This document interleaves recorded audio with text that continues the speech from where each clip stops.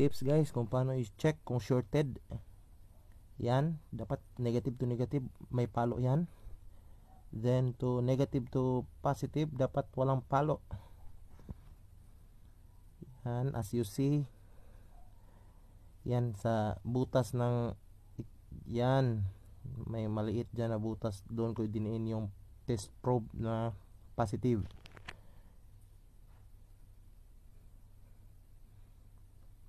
Dyan, positive yun. Yan, positive, negative, walang palo. Dyan, negative. At saka sa butas ng IPX cable dapat pumapalo yung test probe.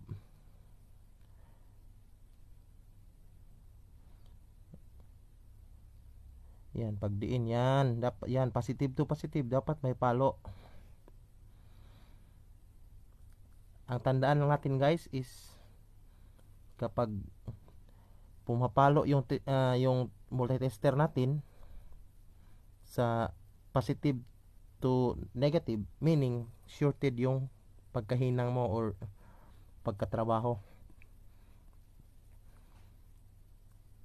Yun lang guys, salamat.